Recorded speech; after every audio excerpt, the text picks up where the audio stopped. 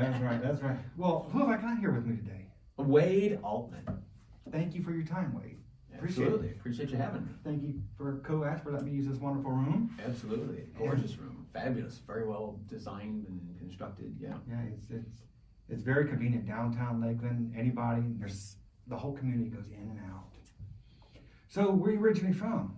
Well, I'm originally from my mom. Just like all of us. We all have that little bit in us, don't we?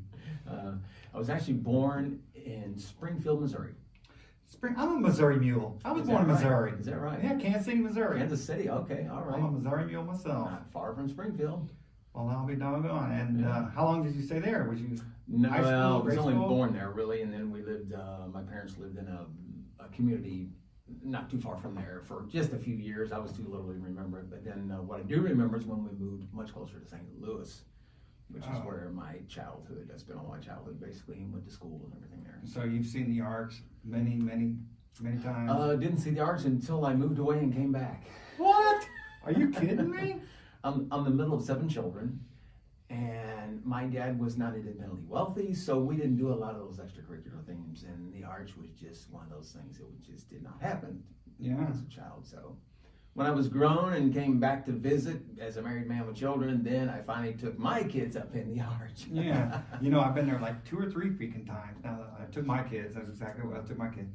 And then I came up with this little idea of an arch for Am Lakeland. And it kind of matches that.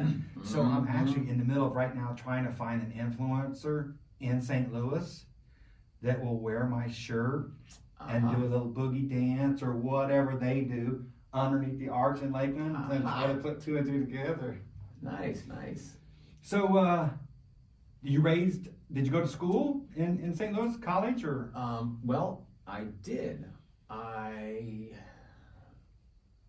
My dad sort of picked us up in the middle of my senior year in high school. Oh man, that's gotta suck.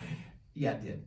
And brought us down to Plant City. Oh, PC. And so I actually did the last half of my senior year. Actually, the day before Thanksgiving, my senior year, we arrived at Plant City, if you know. Was it a job transfer or something? Yeah, looking for something different. So, so graduated from Plant City High School. What year? Well. I got some in-laws that graduate from there.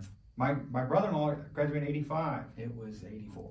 No, you might know him. Will Barker. I didn't know too many people there because I was just trying to hold on for dear life. Okay. Well, he was number 2. He was the valedictory number 2, whatever you call it. Yeah. And I didn't know it, because I married a Plant City girl myself. Oh, okay. Well, that was the extent of my tenure in Plant City was they were Thanksgiving until pretty much that summer. Then I went back up to near St. Louis. It's considered St. Louis, but it's outside of St. Louis to college, where I got a fantastic education. That's wonderful. From Jefferson College there, robotics. So. Oh wow. You were interested in the technical term? Yeah. Oh wow. Yeah. So you were about my age, and that's when just before the internet started and all that, 94, 95, 93, and all that. Yeah, I was into it too. So yeah. That's the only reason I know how to do websites is because I started early like that. I didn't get in there engineering and all that. I tried to take C programming, and I took the first course, barely passed, and the technology changes so damn much. Tell me about Florida Tech. How did you start into Florida Tech? Well, I left St. Louis in '91, pretty much went around the world, and ended up right here in good old Lakeland, where Mommy and Daddy were. Okay, so they moved. Because I came back with no money, no car, no job, and a new wifey. And 10 years under your belt? I'm like, hey, Mom, Dad, hi, how you doing? Okay. So, that's nice to be able to rely on your mom and dad to have a place. It was fantastic. They were empty nesters by that point, so we spent about a year or so with them, maybe a year and a half or 2, and then we got a place. So anyway, short story long, from there I started working at the TV station over in Clearwater, Largo, I think it's called actually, and I was there for about 4 or 5 years, and I was sitting there one day, and I worked in engineering, and we had just gotten some new computers. the management, leadership, whatever, decided we're going to have a network, you know, and they didn't know what it was. Nobody knew. LAM. Yeah, you know, hey, we're going to be like everybody else. So they got some computers, and none of the other engineers were interested at all. And I was the new kid on the block. I'm like, well, hey, listen, oops, hit the mic. I'm the new kid on the block. I'm like, well, hey, man, I'll do it. I'll be the admin, you know. And so I just dove right in. And a short time later, I'm sitting at my desk, and I go, sort of think a little too much, like I do sometimes, and I say, you know, the future's in computers. And that was probably about 97. And I could not even imagine, you know, these are, many years later, like, no, wait, the light bulbs are computerized, you know, the light switches, the microphones, right. the cups, I mean, everything is Internet of computer. Things. Yeah, literally, I mean, So anyway, that's when I transitioned from television to basically IT, and worked for a guy for about 5 years, and realized, you know, I really would like the freedom of being able to choose what I feel is best for the client and work together with the client. How do you feel? Well, from a professional viewpoint, here I have option A and option B. They're both great. Here's the advantages of each, the disadvantages of each. They'll both work for you. And so the rest is history. And that was, actually, it was 20 years ago last month. So October of 03. Yeah, that 97 to 2000, 2002, somewhere in there. They remember, I don't know if you remember, they used to have the Microsoft certification, MSCE or MSCNE. I was pursuing that, baby, because I was taking computer program networking. It was getting big. I was like, oh, I can be an M. I can get my Microsoft certification. Yeah. Dude, that stuff moves so fast. I couldn't keep it up. It absolutely does. Several years ago, as I ponder too much, I'm sitting there thinking, I said, you know what? Boy, if you don't just really embrace change, don't get in this industry. That's right. Because that is the constant. That's right. Something you did yesterday may be different tomorrow. That's right. Yeah.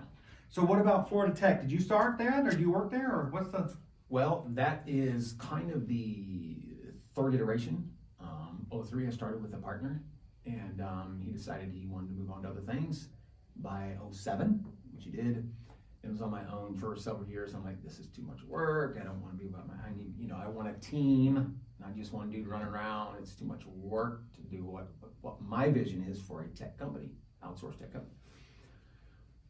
So did that on my own for about 5 years, and then 2013 I merged with another guy here in town, and he decided he wanted to move on. It happens. He was older. He'd done his time, so Yeah. he's ready to move on. So I bought out his half of the company. You know, in 2013 is when we formed Florida Tech Group. So, and then I bought the name and everything from him back in 2017. So, and then what kind of services do you guys provide? Great question. What are the detailed questions, the issues?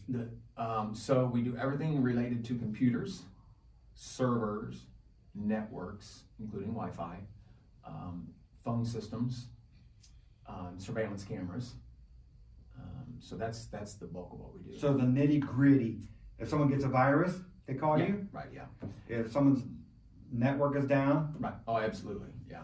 Oh. And what we really, the thing that has, two things that have really transformed the industry in terms of for small business owners like you and me and everyone, all my clients, is, the internet really, because it has allowed us to perform off-site backups now. Because in my close to 30 years of doing IT, I can count on less than one hand. I think there are two clients that I've had over all these years that were actually methodical and mechanical, or what do you want to call it, regimented enough to actually check their backups. Even do the backups, much less check them. Because we just, we're human beings. We, hey, I'll get it next time. Oh, tomorrow, yeah. Oh, it's been a week. Oh man, I got it. 2, 3 weeks, months. And I had one client, God bless them. They just didn't have any backup for like a year. They had no backups. Wow. And their server crashed because it was old and they didn't maintain it and didn't get a new one and didn't get an upgrade. And it was very, very costly for them. But they stayed very in business? popular. Yeah, I was able to retrieve probably Oh, 95% of their data. It Oh, that's cost them awesome. a lot, but yeah, it was Wow. way more expensive than maintaining backups. So now we do off-site backups, which is fantastic. And then also because we have a good internet connection in most places, especially in town, is to be able to remotely monitor and manage people's networks. And that's the favorite part of what we do, because it really lowers the stress in your life as the business owner and in our life as the service provider, because many times the system tells us, the remote management system notifies us that there's a problem starting to happen. Maybe a disk drive's getting full, maybe a disk drive's having errors, maybe your memory is all kinds of different errors regarding memory. Maybe you're running too high on memory, or errors in memory, different things like that. All kinds of things that really lowers our stress, which of course it's quite high in my line of work because. Sure.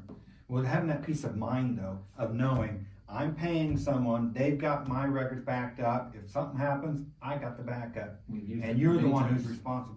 Many times. We've used it many times. Our clients have had to use it many times. Do you know how I learned? Like DOS.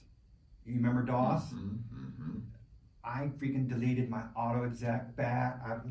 I deleted so many files and had to reinstall and rebuild it. That's how I learned those, by breaking it. You know, you delete these files, like, what the hell did I just do? I remember putting my 3.1 disc, 4 1/4 inch disc back in to reinstall it because I had deleted too much, and that was it. Yeah, your INI file, all that. Remember those days? Bat files and Yeah. I remember when the tape, like you said, the backup, when the backups were cassette, a little cassette that you put in the tower. Yeah, those are still newer than the old way, but I hated those things because they were terribly unreliable. They were I know terribly. restoring was like, I hated having to sell a customer. I had to sell a client, some $700 backup tape drive. And I'm like, the odds are about 60% that it's going to work well. yeah. And I'm like, I hate this, but that's all we had at the time. So love what we have now, and it's just, love it. Love technology. And you work on all platforms, Microsoft, Yep. Apple, Microsoft, Mac, Apple, Mac, Linux, yeah. Unix. Love Unix. Unix. Unix and Linux, which LS. Mac is built on Unix, by the way. Super. Yeah, I remember great. LS command Mm-hmm. and the DIR. But I remember those days too. I miss those days. I'm just sitting there just. You miss those days, but not enough to try to do that for a living. That's what, oh no way. And even for it's too much work, even for fun. No, Well, I can break your stuff really well. If you want me to come in and break it, I'm the man to break it. But restoring, even to this day, my wife complains to me because she'll hear me say a word that's not supposed to be said, and I deleted that, mother. So even to this day, I delete stuff I shouldn't delete and should remember, and download my website and all that stuff. Yeah. You definitely should keep copies of your website. Well, that's fantastic to hear. So, and you're here local. You service Polk County. Yep. Pretty much all of Central Florida. We literally will go anywhere as long as you're willing to pay for the travel, whether it's driving or flying. But realistically, you're going to find somebody, in your neck of the woods. Never have flown to service clients. The farthest we've gone is Jacksonville. We had a client up there that had a Unix server. A great That's little IBM fantastic. Unix server. And everything now solid state memory. Is there any of the old disk drives? Have they replaced all of the? No, there's still a lot of those out there. Those are a great solution for video recorders, for camera recorders, because you don't need a whole lot of really fast access to the drives. So you can get a whole lot of storage space for a great value. Oh, good point. I never even thought about that. And surprisingly enough, solid state components so far have been not as reliable as I would have expected. Are you serious? There's still I've never what seen a I failure consider yet. a pretty high failure. Okay, yeah, you're on a different scale. Well, I've it's- never seen it fail. Yeah. Oh, yeah. We've had several. Yeah. Oh, wow. I'm like, this is solid state. There's no moving parts. But however it's manufactured, Yeah. I guess they're trying to, eke out every little, because they deal in tenths of pennies, and then it's multiplied, it's multiplied by, I think they've got- 100,000 or a million scale. So that's a tenth of a penny ends up being a lot of money. I've heard they can get, I want to say billion, but I'm going to say millions of transistors. Yeah, it is. Now. Oh yeah, at least millions for sure, yeah. I can't believe that. That is small. Mm-hmm. Yeah. And reliable. I mean, the processors work. They do what they're supposed to. Oh yeah. The new, they're M3s in Apple, man. Mm-hmm.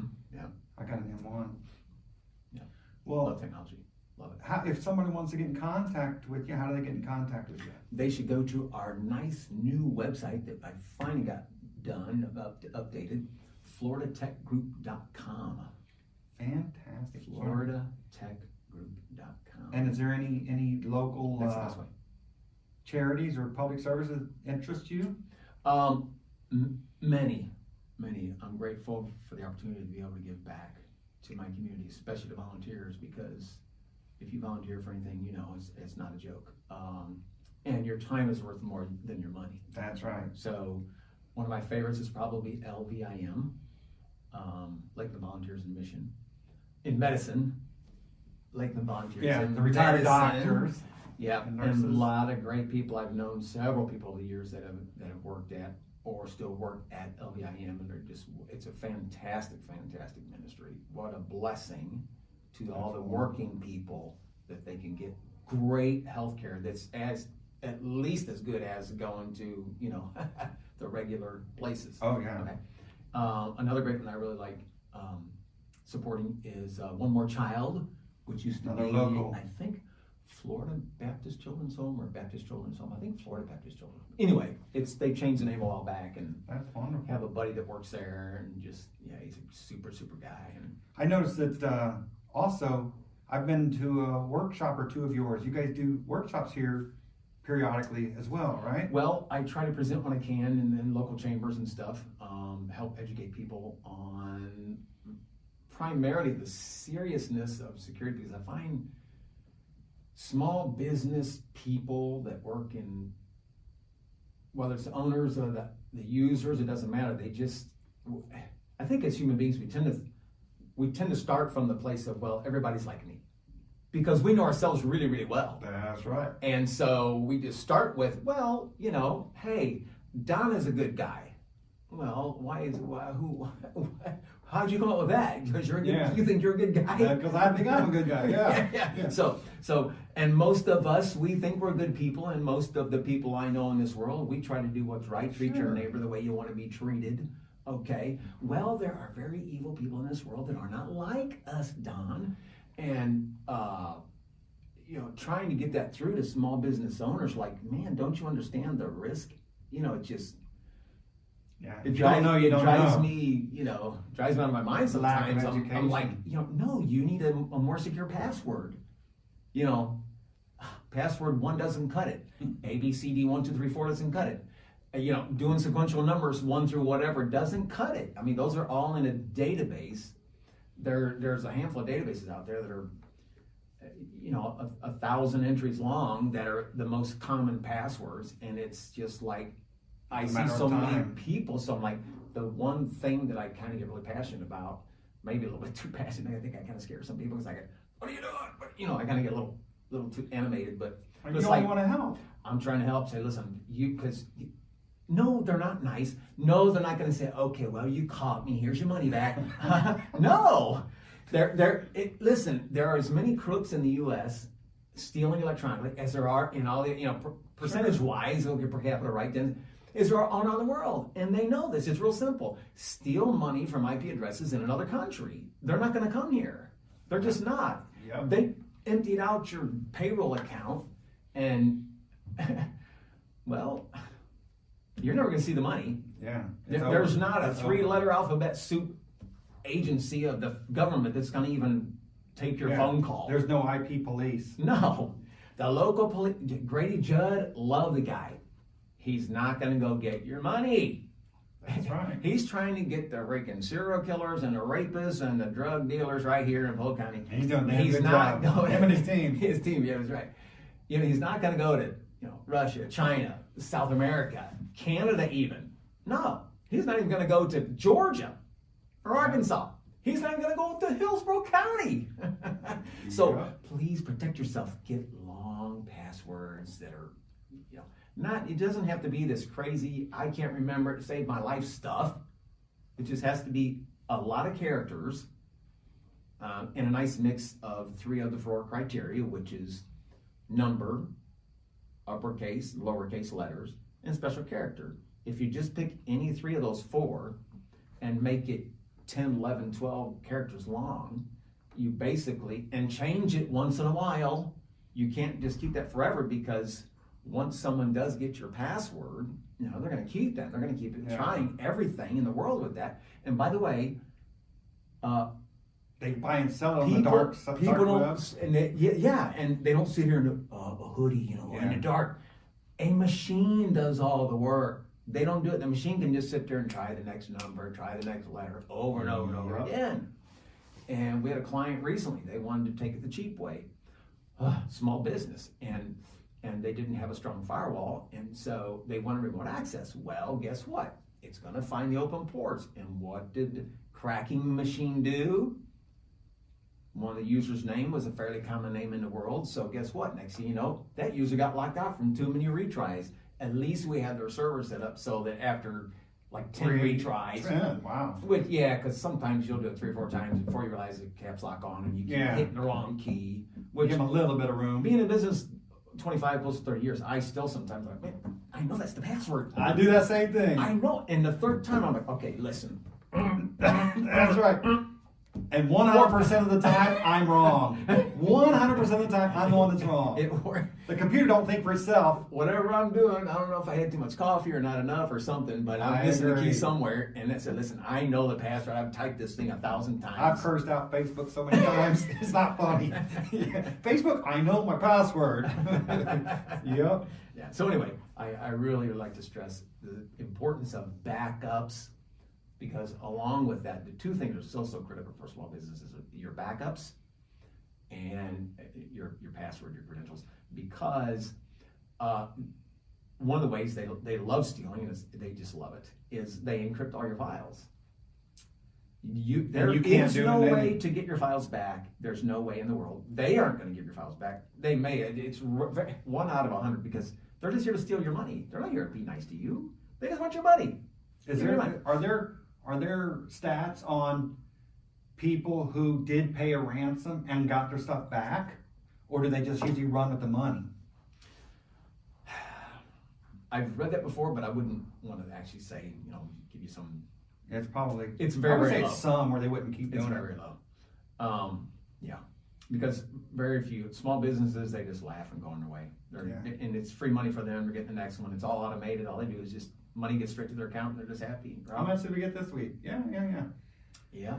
Well, that is some great advice. Change your passwords and back up your stuff. Well, thank you, Wade. I appreciate your time very much. Absolutely. Well, Is there anything I can do for you? Let me know.